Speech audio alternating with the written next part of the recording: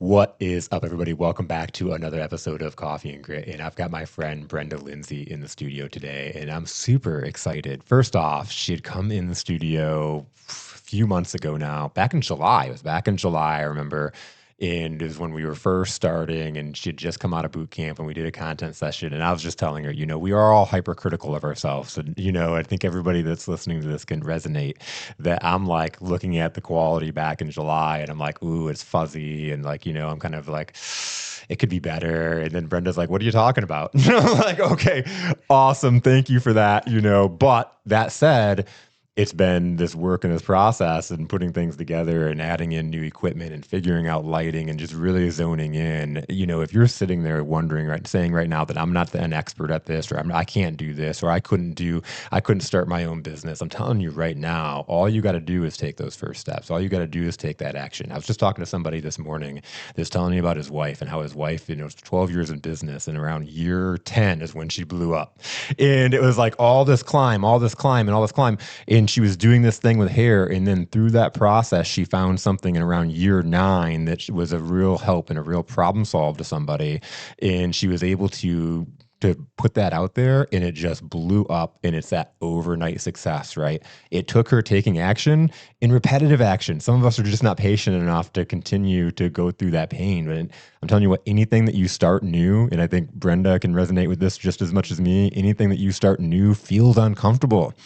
But it's just the way of life. You got to go through it in order to get good at it. So I'm super excited. I got to meet Brenda a few years ago. We got the honor of speaking together at the Howell. It was a Howell Brighton mixed chamber event out in Heartland. And we got to know each other a little bit through there. And then, we've kept in touch, which it's all about those relationships, right? And so we kept in touch, and then she came through boot camp, the second or first cohort with the The Howell whole Chamber of Chamber. Commerce. So yeah, she was part of the very first one. Again, talk about growth, right? I think we had 6 people in that Mm-hmm. group. In my afternoon cohort right now, I've got 12. And then There I've you got go. 8 in the morning. That's So it's just, when you go, I have somebody in my cohort in my afternoon or my morning group that when I first started the group coachings, she was the only person showing up. Like, right, you talk about starting group coaching and you get one person consistently showing up, and like it's like, I apologize, you're the only one here. But it's like doing it over and over and over again. And now look, now there's people reaching out and still wanting to get in, mm-hmm. and we're still in the progress. So enough rambling with me. I could go on because it's just exciting. People are like, Brenda came in, I can see you everywhere. And it's been exciting. There's a lot of really cool movement going on, and there's a lot of really cool energy. And I'm just excited to have Brenda in the studio. And Brenda, welcome. Oh, thanks for having me, Jason. And thank you for doing so much in our community for small solopreneurs. It's game changing for people. I see it, I witness it, and it's something that is needed in our community. And to your point, I think we've been kind of raised with the idea that it takes 2 years. You Yeah. have to wait 2 years before you can turn a profit or whatever it is for your business to be successful. And no, it can take 5, 6, 7, 8, Yeah. 9 years Yeah. of, a steady work for it to finally kick in. But you're right. Once it kicks in. It kicks in. So if you're passionate about it, don't give up after 2 years thinking, unless you have absolutely no resources or whatever. But yeah, I think that's one of the biggest things that I've discovered that that 2 year expectation. I don't know where it came from, but Yeah. many of us have heard it, right? You got to wait 2 years. Well, 2 years rolls around and you're just, still learning so much. Yep. Yeah, you are, but then and it's going and doing it right too, and you're thanking me for being a part of the community, and I call it empowering the empowerers. This is what I intended to Hmm. do. I've always wanted to be like a positive impact for my community. And so coming into this, the very first thing I did when I started my business was signed up for the Brighton Chamber. I knew I wanted to be a part of the chamber. The Brighton Chamber is down the street from my house. But then to get the opportunity to work so closely with Howell and Janelle and Jennifer and like all the amazing things that they're doing in the community, it was like we want to do this, and then watching them bring it into fruition and again, seeing it grow and develop, it's really cool, and I'm honored to be a part of that. Yeah. Thank you again, Jason. My pleasure. And again, I get to then have an opportunity to grow and build my relationships with people like you. The place. We're all over.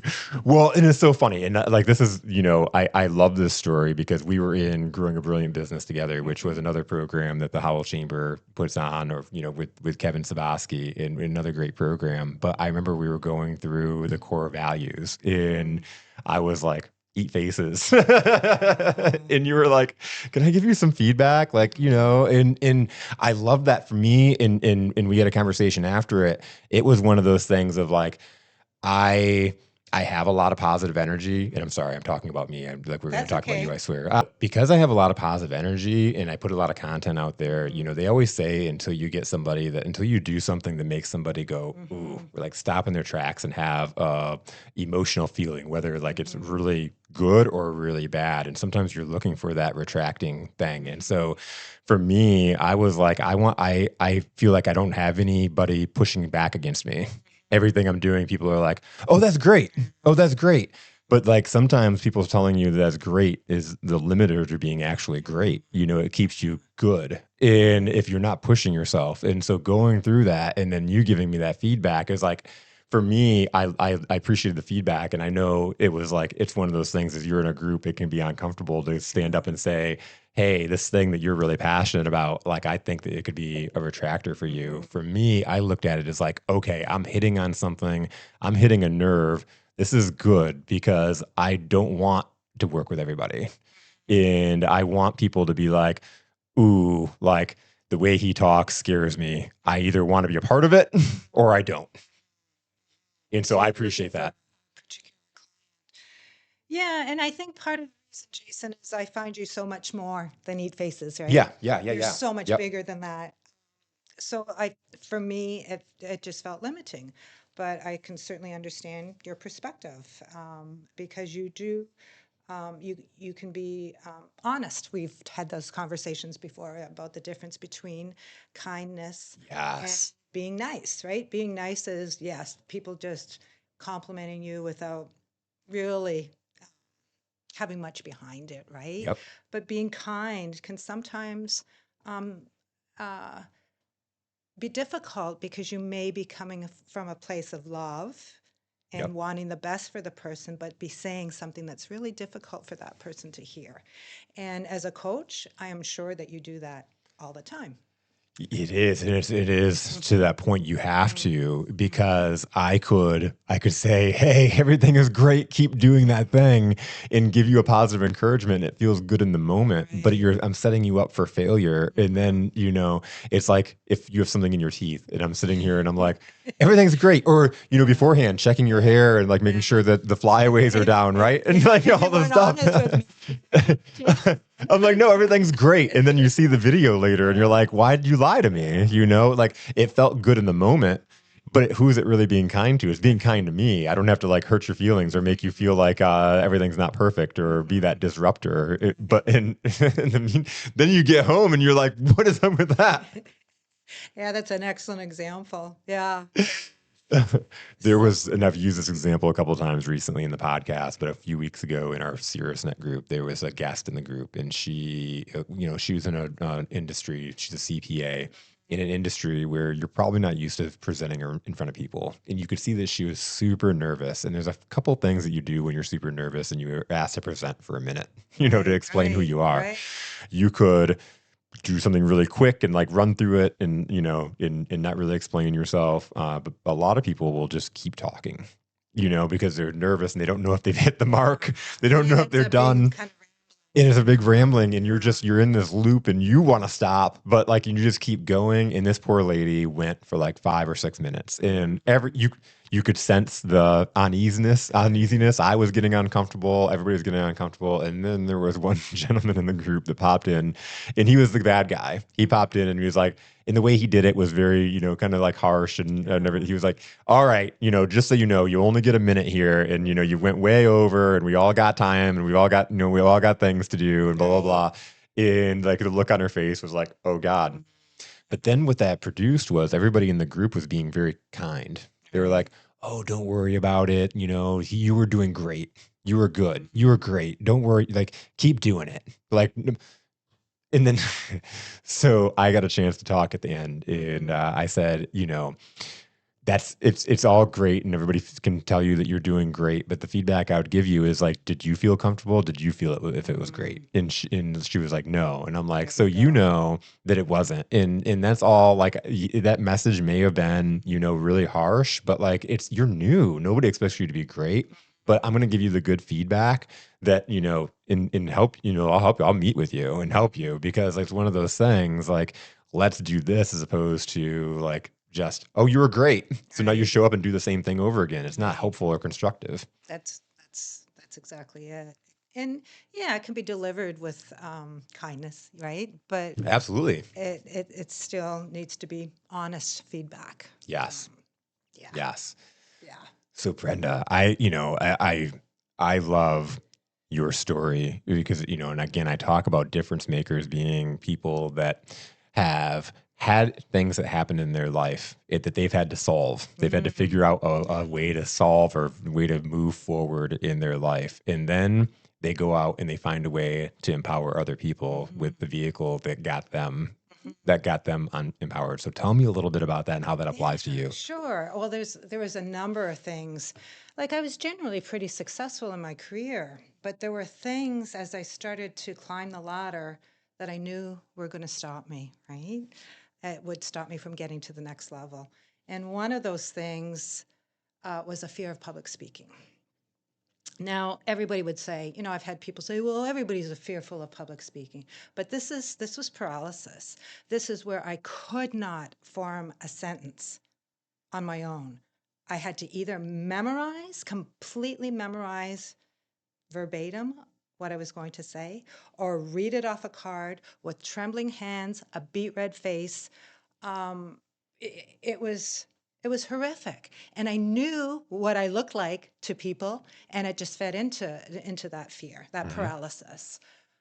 So basically, my fight or flight center, my amygdala, completely hijacked me.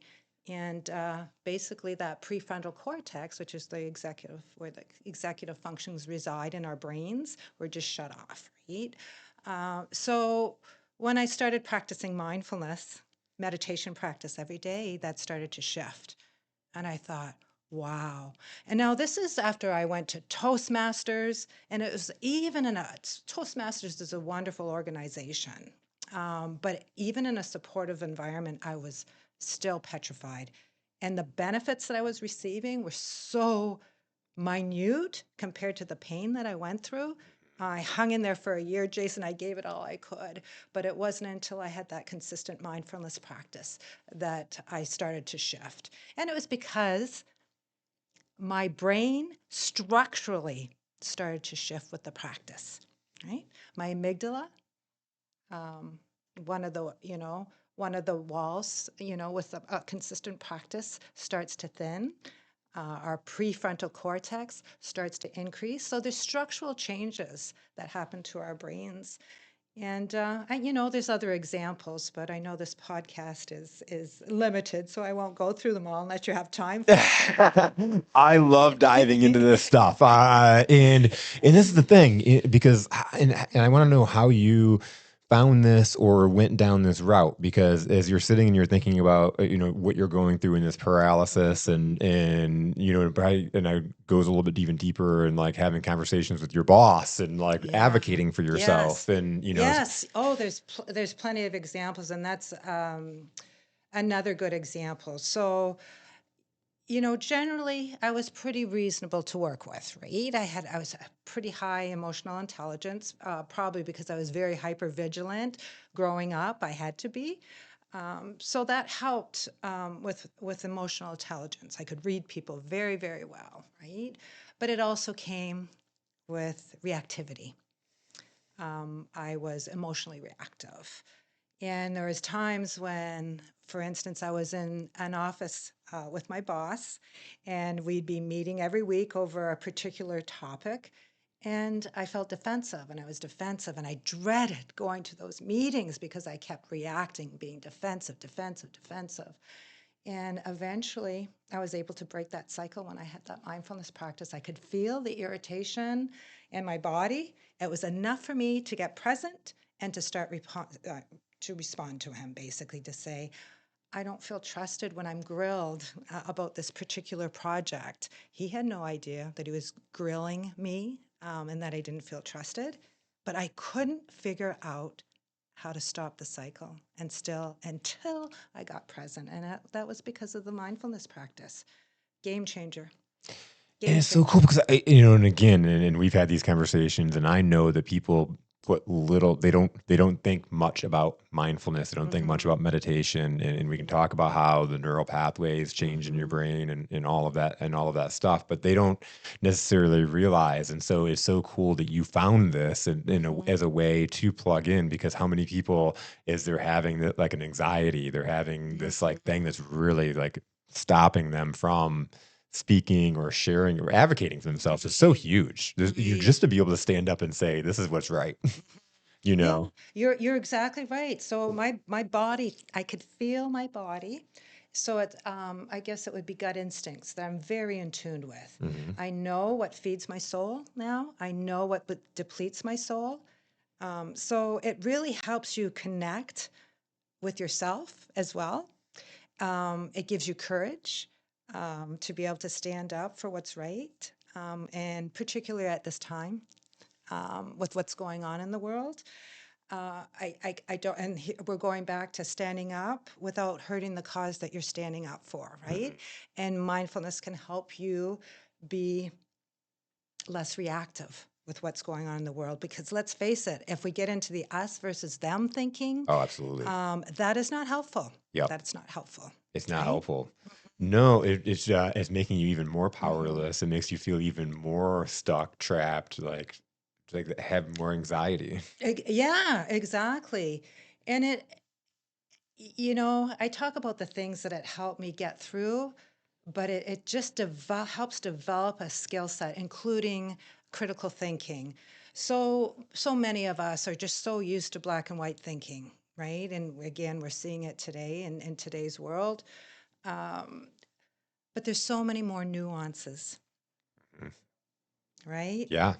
Like you and I may disagree on something, but I bet we can find a whole lot of things in common where our perspectives overlap, right? Absolutely. If we're able to have that conversation, if we ask questions, if we're curious.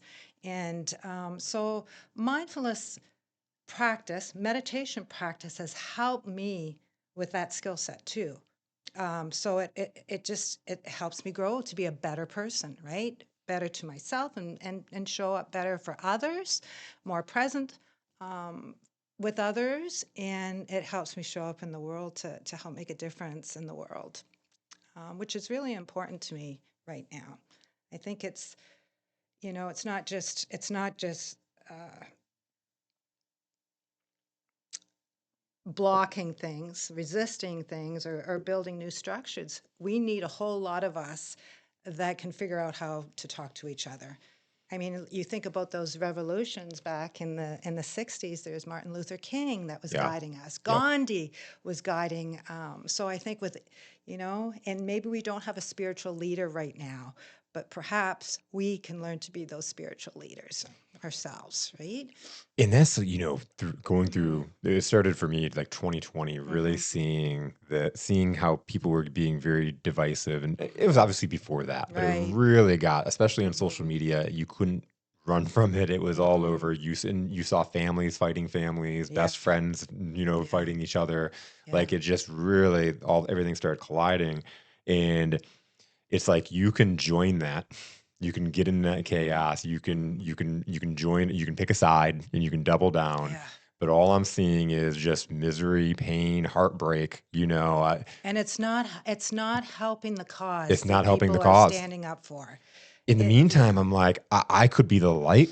Hmm. I could really double down and give the energy. But then again, and this is my core thought is it's not just me. It's Hmm. all these people that I'm meeting. It's the Hmm. Brendas, it's Jill Haas's, it's all these Sherry's and all Hmm. these people that I meet that in this, even just in this community, that are out spreading the light. And so what if we were collaborating and doing things together? And that was even part of this podcast, is Hmm. like bringing people on, introducing that more of that light out there. And Hmm. how can we get more positivity in the world? I can't do it alone, but Yeah. what if there's a bunch of us out there doing it? That's exactly it.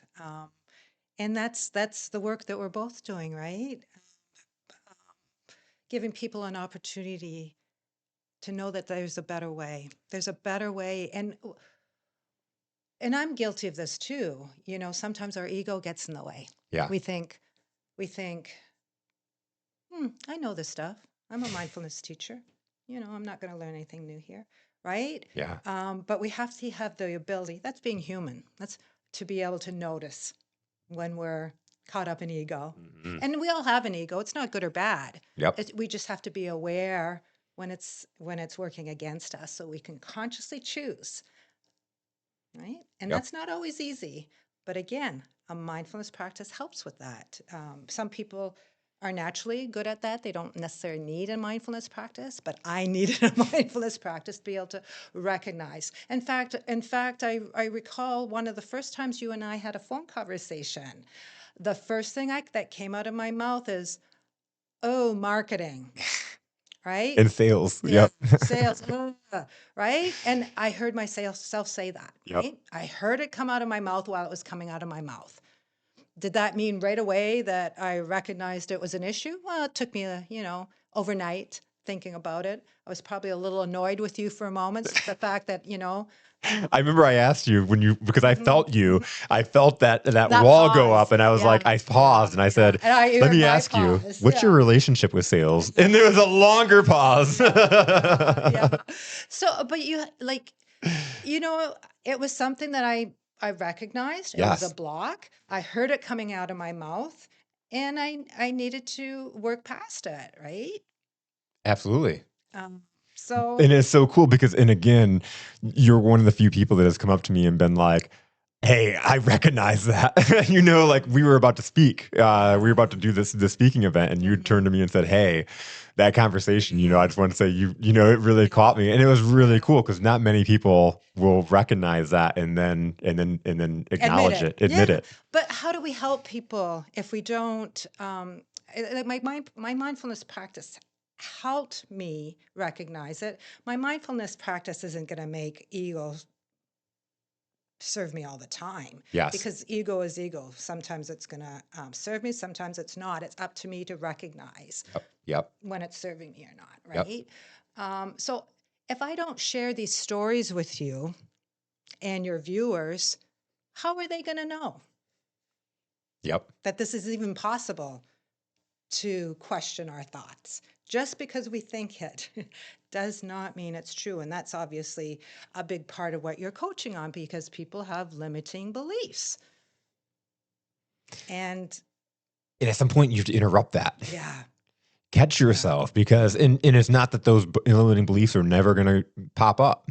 right. There's nobody that I've met and sat across from that hasn't had a limiting belief about themselves, no matter how Absolutely. successful they It's are. part it's part it's part of being human, Yep. right? And sometimes it's just a protector. It comes up because it remembers. Our minds have to be quick thinking, right?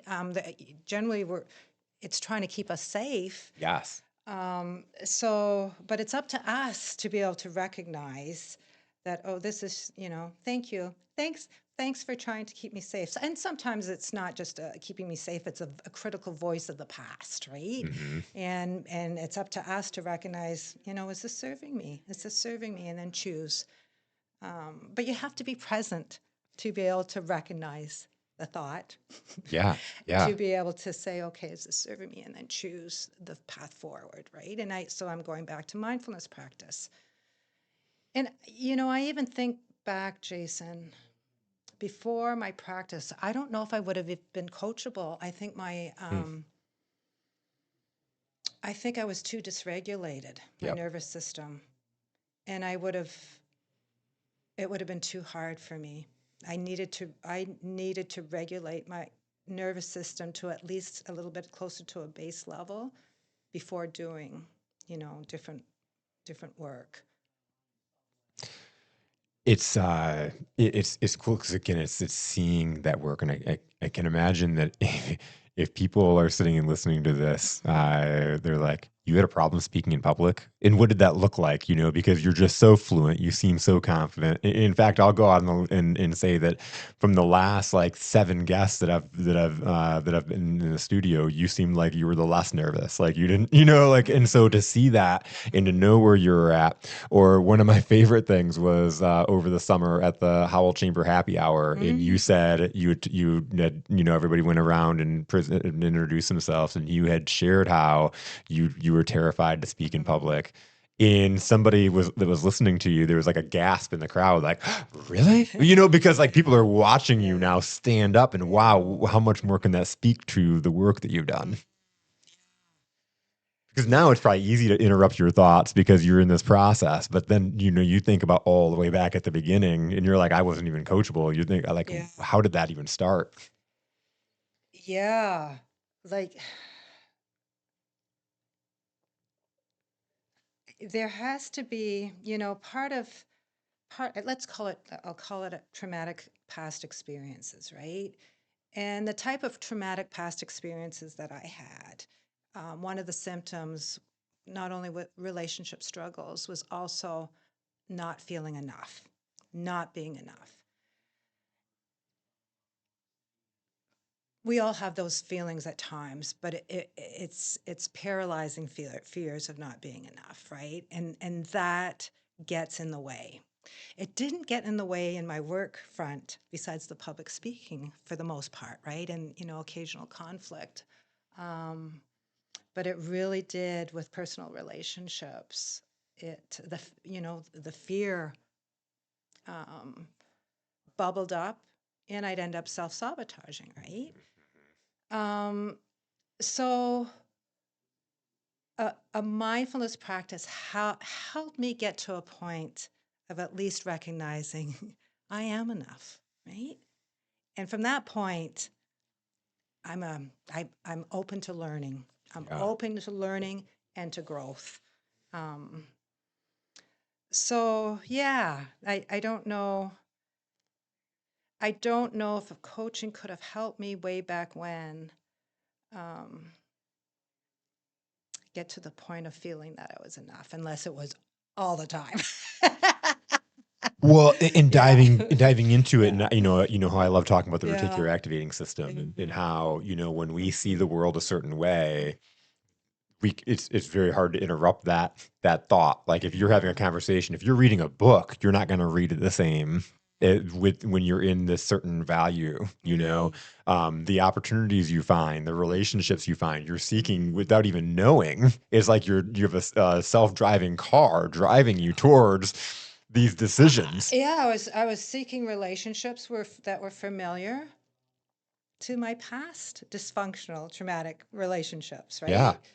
And again, I keep going back to mindfulness practice. You've got to be able to to see what's going on, right? To recognize I was the common denominator, right? I Yeah. was the common denominator. Don't get me wrong. I spent enough time blaming, geez, why aren't men honest? Or, I went down that path Yep. for a number of years, but eventually you have to recognize that if we're having continuous problems, we're the common denominator, and we have to take responsibility for our lives and do something about it, right? And fortunately, mindfulness opportunities presented themselves like life does, serendipitously. Yeah. And I knew to follow that path. I just knew by then. It's so awesome how, and again, like we're continually growing, but Hmm. like like we've now known each other for it's probably been 3 years. Yeah. You think about time flies by, but I've seen you continue to grow and continue to watch that confidence grow. So it's really cool. Oh, thank you, Jason. And back at you. Yeah. Yeah, it's wonderful to see you succeed. And I think that's part of it too, and this is part of me knowing what resonates with me. I like to surround myself with people that where I leave the interaction and I feel good, right? And that Mhm. doesn't mean that they're not going to be honest with me, kindly honest with me at times. Um, but if there's people that are draining from me, I kind of, I'm kind, but I minimize my time with those people. Yep. Um, I know they're on their path and doing good work. I was there, right? Doing the same work. I'm sure there's many people that maybe didn't want to be around me, right, at times, right? Yep. Yep. So, but at this stage, it's really important to me to be to be around people that fill my soul. Yeah. Isn't it cool? Like, I don't know if you experience this, but during, there's been times where people are like, "Oh, people just suck. There's so many bad people out there." And I'm like, I don't know what you're talking about. I've got Yeah. this community of amazing people. Like, I don't, Hmm. there are so many people that they've come into my life and have blessed me so many Right. times, Right. and like the same thing I hope that I'm giving back to my people in my community.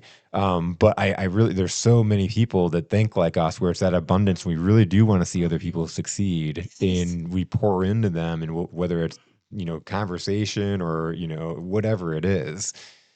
Yeah, and I think part of it is maybe there's an understanding that I come from a place of understanding that people aren't broken, and so often we think we're broken, Yeah. right? Broken.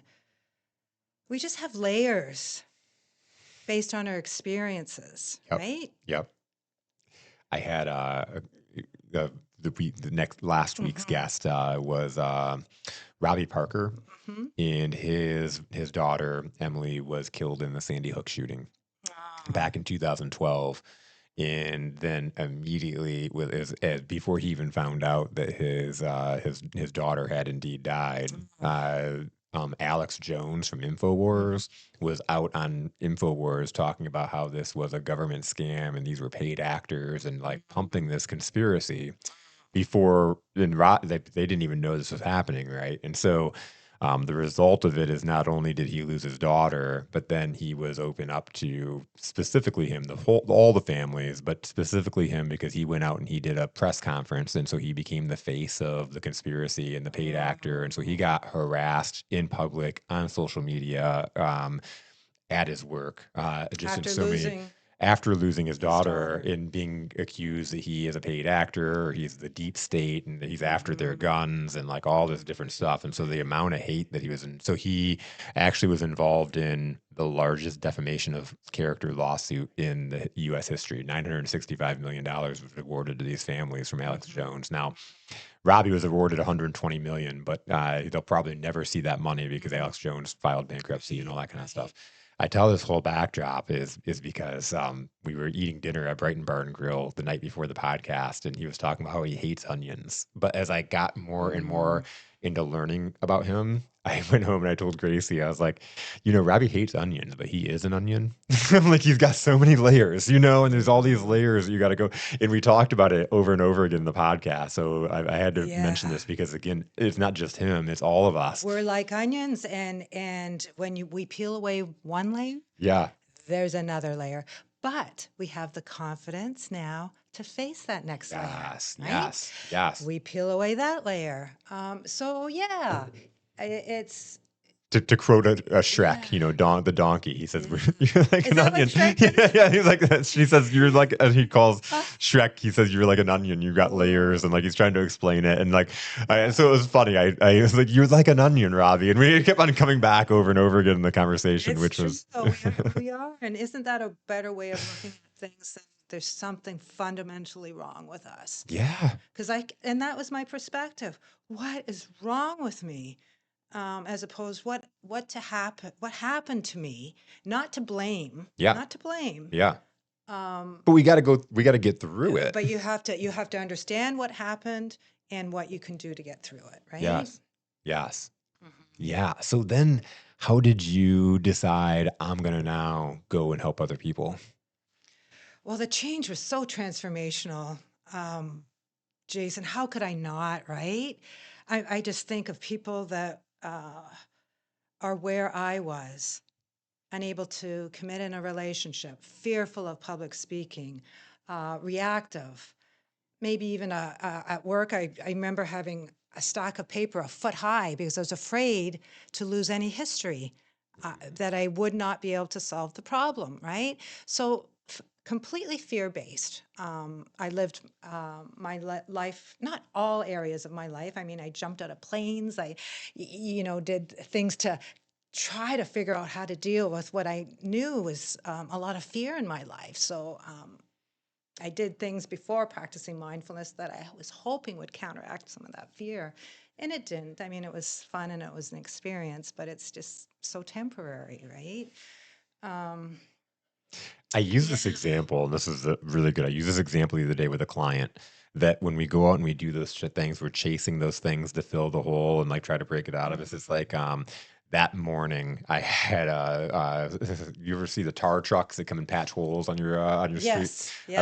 I live on a main driving street in Brighton, and it's the street is falling apart, and right in front of our house they just come in periodically and they slap a bunch of tar in the hole, and the tar in the hole is Yeah, just creating a bigger problem. You're yeah, like now like going yeah, over these bumps, and yeah. it's horrible.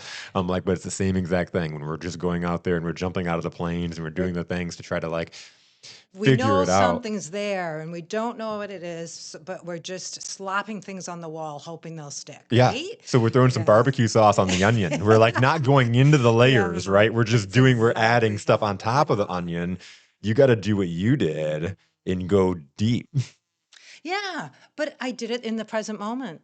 Like I never went back, and I don't recommend this for everybody Mhm. necessarily. I think therapy is a wonderful thing, talk therapy. It's not a horrible thing. In fact, I did see a therapist for short periods of time, but I told her I don't want to dig in my past, right?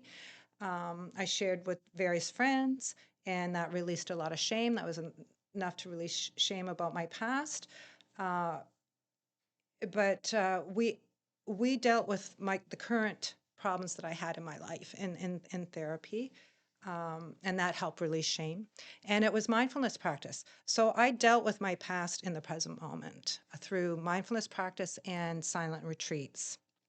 The silent retreat was the next step for me, um, but yeah. You got to tell me the first time you said a silent retreat, I'm like, I don't know how I'd survive. I'm the guy that's talking to everybody. Like that is going to be no, but it also at the same time sounds like incredibly Incredibly healing. peaceful, It healing, was, transformational.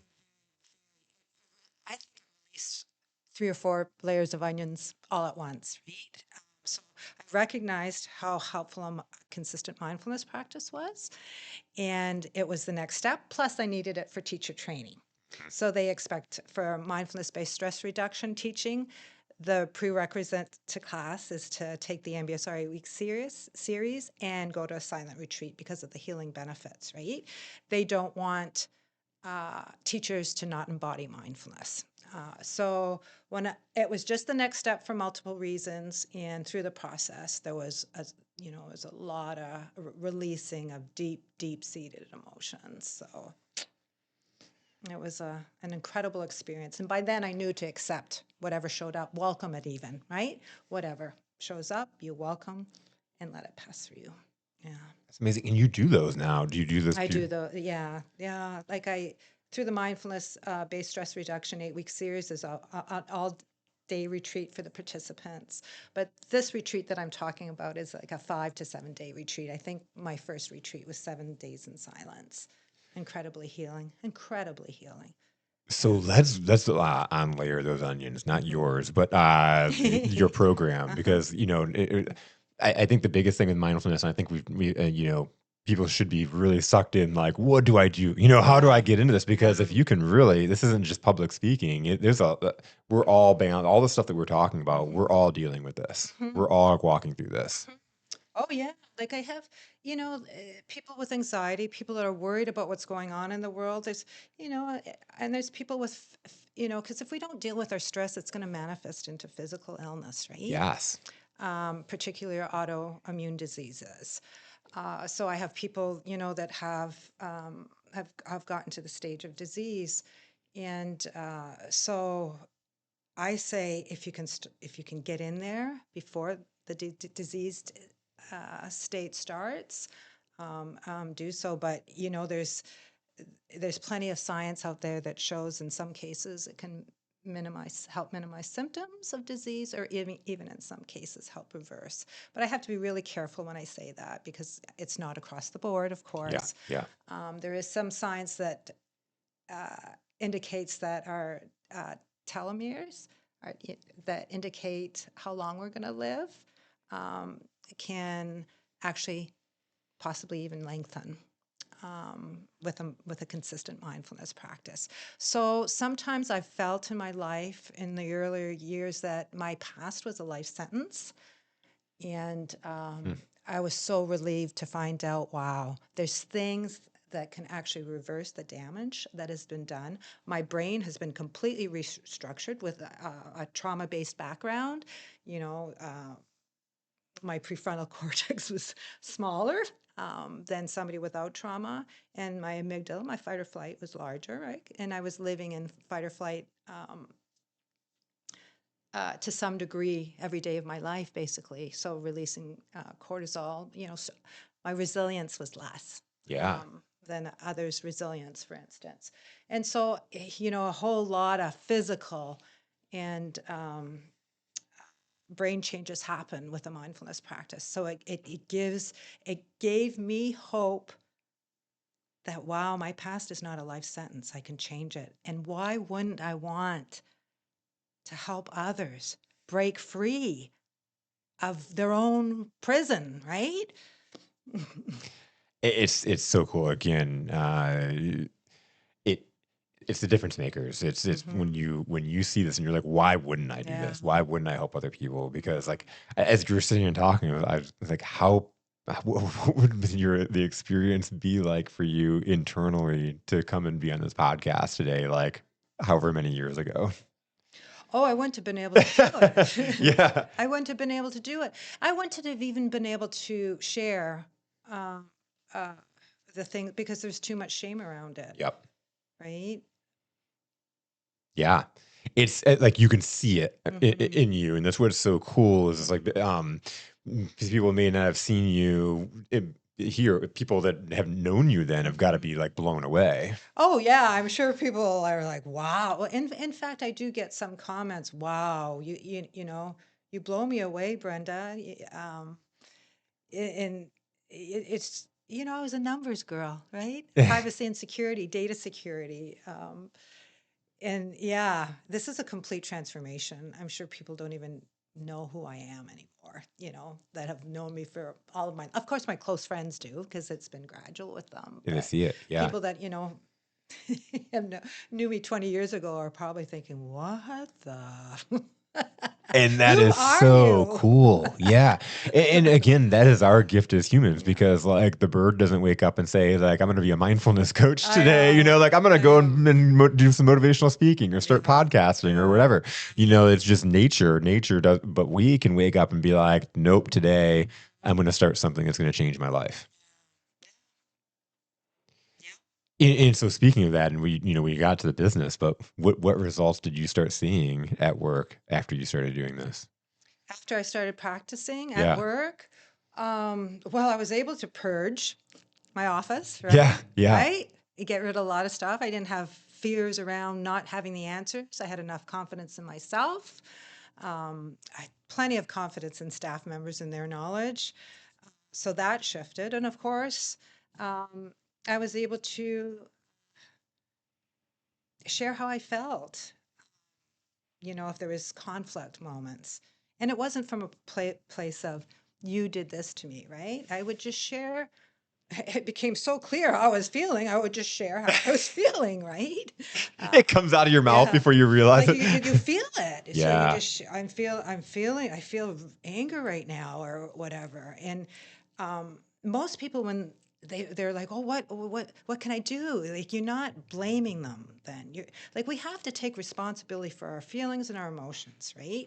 You are not responsible for my feelings, emotions. Now, if you're a kind soul, which I know you to be, you're going to try to maintain a relationship so you don't do things, um, that make me angry uh, Yep. or whatever it may be, right? But it's my responsibility. Mm. That's cool because it all comes back to you. It's your responsibility. You empower you. Yeah, yeah. Nobody else can come along and Yeah, and the people that respect me will honor my feelings, right? And it's important to have those people around in your life as opposed to people that dismiss how you feel, right? That's really important because there are dismissers out there. Um, yeah, there absolutely are. mhm. Yeah, yeah. And No, they're dealing with their stuff, right? They may have been dismissed growing up. They may not know it any other way, but there is other ways. and that's the thing. We can't control other people and the No. way they respond, and we can only you put the work in on yourself. Mhm. You have no idea what somebody else is going through and what kind of layers and things Mhm. that they're trying to perform through. Right, Because that's right. really what we're doing is we're performing through.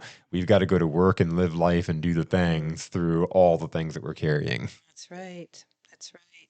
There's just, and mindfulness is just, it's not the only answer out there, right? But it's the answer that worked for me that I can say without a doubt, this was a helpful path for me. Yeah. But there's other ways to get to the other side of past experiences. And I hope people just understand that we don't have to imprison ourselves for the rest of our lives. There's a way out. There's a way to break free. That's powerful in Hmm. itself. So this is really cool. And just thinking about this of like, being in that corporate America and Hmm. now having your business, doing what you're doing, getting a chance to be in, you talked about the community and the Hmm. chambers and stuff like that. Hmm. What's that like and what kind of value is that added to your life? Well, the chamber was so helpful because of the bigger, uh, Better Business Program. Is it the BBB? Growing a Up brilliant Brilliant business. Business Program. Kevin's program was really helpful, and your program was really helpful. And I had those two programs at the Howell Chamber. It's also helpful with just networking and getting to know community. Not everybody necessarily is into mindfulness, although I do offer a resilience program, and we can talk about that after I answer your question. But I think I have a greater sense of community now. I was almost flabbergasted when I saw how many nonprofits there were in our in Livingston County that are doing incredible things. Community Catalysts are doing good work. Of course, the Salvation Army. There's just so many.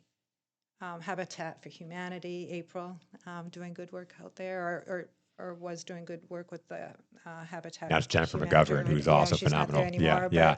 but April's with Catholic Charities. She's in my yeah. boot camp in the morning Oh, with wonderful. Dershan Ranch. And then Yeah. La Casa is another great La one out Casa. there. Yeah, there's just, I think it's really important to be part of community, and that's where the Howell Chamber of Commerce opened my eyes, right? Not just for my own personal transformation, but I feel like I'm part of community. And I think we all need that in our lives to be able to help their nonprofits with, showing up at their events, contributing, giving donations out. And it's hard to be divided when you're part of community. I love our community. I don't care what political stance um, people have. And I often share this with friends that maybe stand on one side of the political spectrum, that it is so important to get out in community and start having conversations and seeing how good people are in a fundamental sense. Um, yeah. I grew up in a family that, we grew up in the Flint area. My whole family worked at GM. It was a very liberal upbringing, and it was a very my team versus your team thing. Yeah. Like when the first George Bush won the election against Michael Dukakis, I was Mm-hmm. like 11 and I cried myself to sleep. Like I was like the Mm-hmm. world was ending, right? Mm-hmm. Like that's how. But it's like one of those things, and I've seen like how divisive politics can be. Period. And then I see that there's like this my team, your team thing. Mm-hmm. However, when I'm going out and I'm doing business and I'm building relationships, like first off, politics I don't even think about. Like Right. like I have no passion towards any of that Mm-hmm. anymore. Like to me, I look at what can everyday people like us out in the world, if we're all putting past our differences.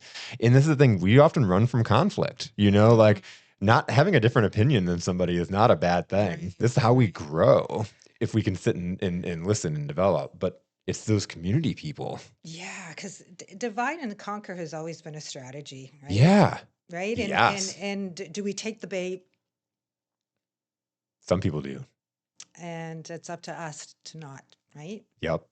I've made it so long. I made it so long in my business without people coming in and being like, "This is where I stand," and this is where like Right. I don't. That's I could care less Mm-hmm. really. Like I'm Mm-hmm. looking at you as a human, and all the difference making things that you're doing in the world versus like who you voted for. I could care And, less. and that difference making thing is an important component that we sometimes forget, right? To me, movements, I think we started this way, movements are built on, yeah, that difference making component, the spirituality piece of it. Not Mm, necessarily religious, yeah, but some religions can be very helpful. Not all, I don't think. It depends on the particular teacher, I think, or minister or priest or whatever. But what message they're sharing, right? And then there's blocking and there's building and stuff. But I really believe that it's an important component. This community and looking past differences. It's tribalisms. I want to make sure it's clear. We have tribalism instincts in us, and it kept us absolutely. alive, Yep, right? It's yep, natural, yep, natural. But again, here's mindfulness, and where it comes in. yep. You can look beyond that. Is this serving me, right? Because compassion was also part of our, if we weren't compassionate with each other in our tribes, we would have died, right? So both instincts are in us. So it's up to us to choose. Do we choose tribal? Do we use, compassion with boundaries? You can still have boundaries, but recognize it's just a evolutionary instinct, this tribalism. And maybe one day the world will be our tribe. Wouldn't that be nice? It would be very nice in that, I think I love how you tied it back to being Mhm. mindful Yeah, in being able to really be present with your emotions and your feelings and questioning yeah, why is that bubbling up or why am I yeah. feeling that way? Right. Because again, yeah, if we were just all one community, again, are there bad people out there? Of Absolutely. Are there course. people out there that I don't want in my Mhm. community? Just flat Right, out, right. But And some need to be behind bars. but the Mhm. majority of the world isn't like that, Right. you know. Yeah. Yeah. Yeah. But I wanted to just real quickly get back to the resilience program Yes, because that definitely. was helpful for me as well. And I do teach it now. So when I took the resilience test during COVID, I took a training class online because what else do you do during COVID, right? Besides get more skills, right? Yeah. I did the resilience assessment to become a practitioner. And I just remember I left my administrator job, right? So I took this assessment, and we have 7 resilience muscles. We have I hope I can name them off, but positivity, confidence, uh, priorities, creativity, connectivity, structure, and experimenting. I think that's 7. But anyway, my connection score was super high, super high. Well, what do you think it's like when you're you're very resilient and connection, and you just left your job where you were connected to Oof. staff, you had partners all over the place to get stuff done, and now it's just me, right? Yeah, I hear you. I I I was had a at a team. I was delegating. loss. I didn't have to Yeah. do all my stuff. Yeah, it was Yeah. great. Like I was just there's talk about even with Miss Mindfulness, I was still like, oh, what do I what do I do? How do I market? How do I d- I want to call up one of my staff members to get me through this, right? No Um, idea how many times I wanted to pick up the phone, yeah. shoot a text, do this. But through that resilience assessment, that scored ridiculously high. Other areas scored reasonably well, but I was still my lower scores. They weren't horrible, but it was structure and positivity. No surprise because of COVID. No surprise because I was suddenly in a completely different arena without the resilience that I needed. So I worked on those two muscles, right? The structure and the positivity. Of course, you can offset positivity anytime with gratitude practices, right? Gratitude practices. If there's one thing I could share with your viewers is to have a gratitude journal. Mm. Write 5 things down every single night. Have the journal by your bed, right? That's an easy way to start rewiring your brain, to start seeing opportunities instead of just problems in the world, right? So in time, I was highly resilient. So I took it again after a couple of years, and I was very resilient across the board. But what that meant, Jason, is I had more energy to Mm. do the things that I wanted to do, right? Um, and more effective. It's not that I wanted to be more productive. And if somebody wants to take the resilience class, it's not just to be more productive, but it's to have more energy to do the things you want to do in life, right? And that's so important. And that could So be build a business, but it could also be to travel. It could be travel, anything, right? whatever. Yeah. Yeah. Spend time with your kids at night after you're exhausted coming Oh, back from huge. work. Do you Yes, not want more absolutely. resilience in your life so you can do that? Right. So there's the other program that I teach. And I experimented it with myself and the results have proven out. So yeah. I know how it is, but how cool is it when you can see people that come in that are in similar situations as you were, that then climb out of that and just really empower their lives.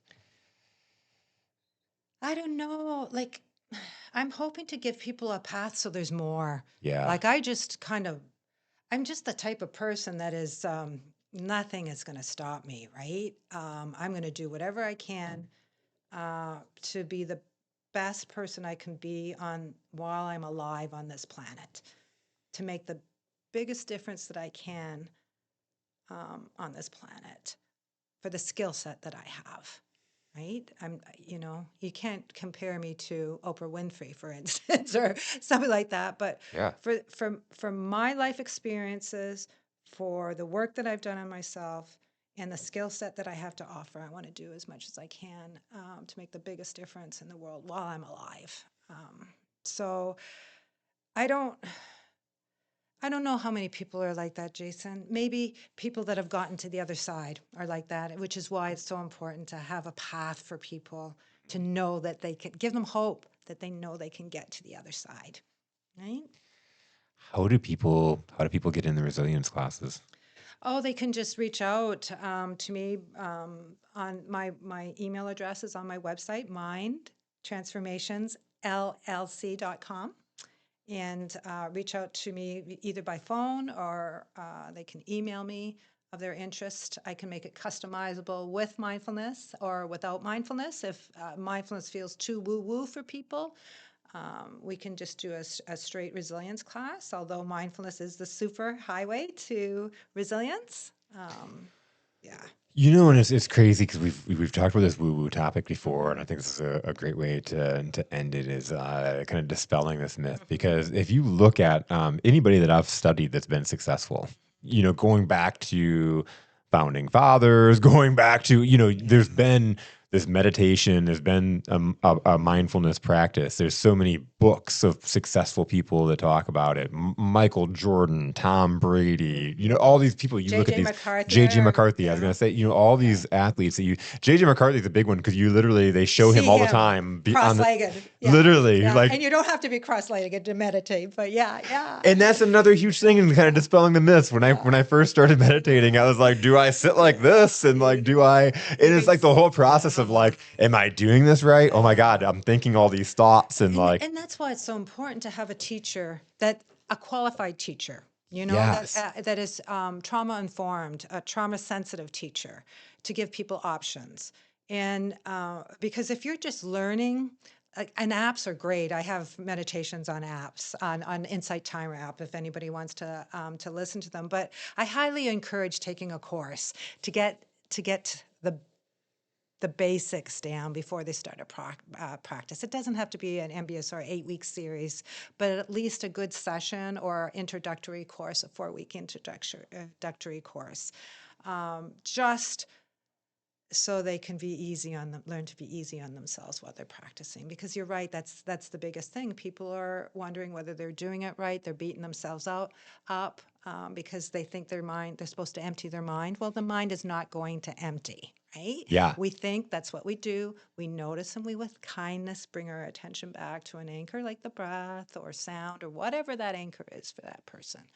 But people need to hear that over and over and over again.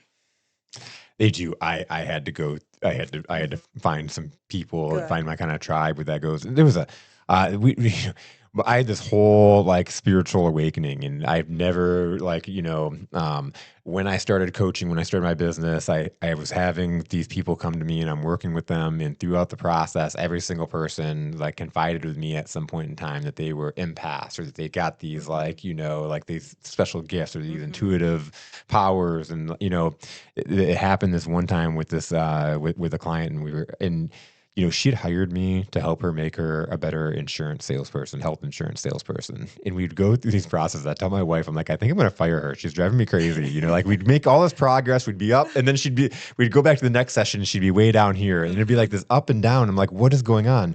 And then one time in the middle of our session, she like was like just super angry and vengeful. Like she was like in the middle of our session typing this email like to a company about how she was completely dissatisfied with this product or service, and I'm like, this is not her. What is going Yeah, on? And then yeah. she gets a phone call from her friend, and she's like, hold on, and she answers this phone call, and her friend tells her about how she had this situation and how she's like so angry and she's so like vengeful, and she's like describing the mood that Rhonda's in. Mhm. I'll cut that name out, but like describing the Yeah. mood the mood that she's in.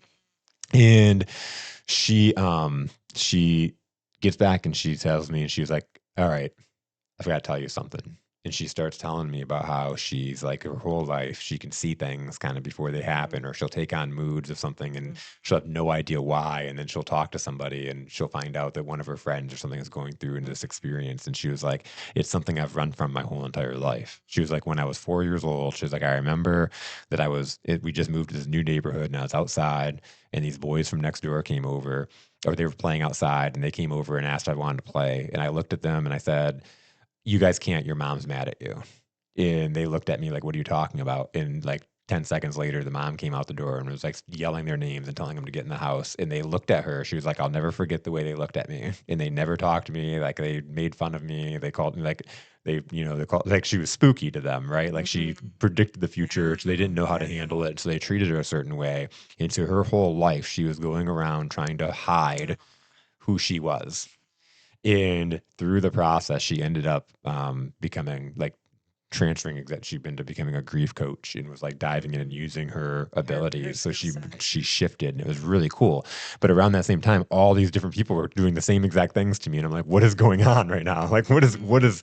what am I doing to attract these certain people? And so I started really diving into myself, Mhm. and as I was like meditating and um where I did past life experience, which was Looking really, for your path. I was Yeah. really, really looking, and in everybody was telling me like, you're a healer. That's why these people come into you. Like you've got this energy, and like you're fueling them, and you're like you are an empath. And it's like really once I started realizing that and developing it, it made what I was doing easier. I'd always been doing it.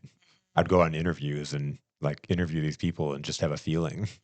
And then I my managers would interview people and I'd teach them the whole entire process. And then they'd send me these people to the second interview. And I'm like, did you not see these things? Like it was so glaring to me. I saw this in their personality, but it was just my intuitive ability. Yeah, for me, it was hypervigilance because of my past. I needed to be able to scan for threats and look at Yes. people's facial expressions and right. Yes. And I'm not saying it's a good thing, having a difficult past necessarily, but I did get a skill set that I'm grateful to this day. 5,000%. Yeah, yeah, The things that I didn't want, and I say this all the time, the things I didn't want to go through in my childhood, I had a yeah, very abusive dad, all these yeah. different things, the things I didn't want to go through were empowered me to be the person that I am today. You know, I was in the sales industry as a sales leader, and people were coming to me and telling me these like deep vulnerabilities that they had. And I was able to listen. I was able to ask questions. I was able to let them get it out That's so key, asking questions instead of giving advice. instead of giving advice. But then I also wasn't the, oh, you should go home and take a nap. Oh, you should go take a rest today. Like, no, I'd be like, all right, are you good? Now, what are you What are going to you do gonna about do? it? Yeah, so What you're are we going to actual. do? And because I know, and they, and every single, all these people would be like, I feel like you've been through this. I feel like you understand. And I'm like, I have, I do. Like I've been in almost every experience that you're in right now. Like, and so, and that's why I can say, get up because I had to. And I know what happened to me when I didn't get up. And I blamed the world. I blamed everybody else. So when you talk about being the victim and like it's not your fault. It's everybody else. It was my abusive dad. He did this. And then the thing is, he committed suicide at 42. I was blaming a dead man at some point. And that was the major realization in my life is one day I was sitting and I was like blaming all this stuff in my life on this guy. And I'm like, wow, like this guy is, he can't even feel it, right? Like, But to your point about your father and the suicide rates are too high as far as I'm concerned, right? absolutely. We need people out there, healers out there, to help people know there's other paths to take. And that was my big realization because like I was sitting there at a crossroads of my life and I was going down a really negative path and I was getting a lot of really negative results and I was chalking it up to like this is just the way my life was meant to be. And that's my message is when if people listen to you in this episode or they listen to me is that no matter what situation you're going in your life right at this exact moment or whatever experience you've had in your life, you can take the power to change that.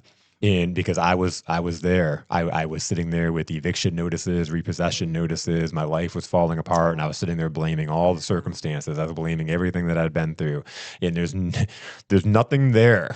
There's no that blame is not a job. That blame is not therapy. It doesn't help you out of that hole. And so as I'm in that hole, I'm digging farther, and that was the And people point. don't want to be around you. And people don't want to be around you because you don't take responsibility.